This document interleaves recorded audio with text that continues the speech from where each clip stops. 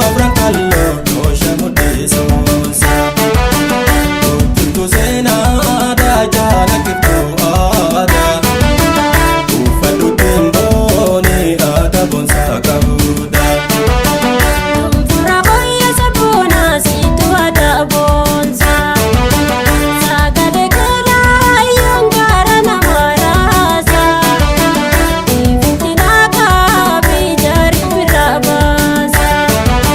Sage bontu abran kallo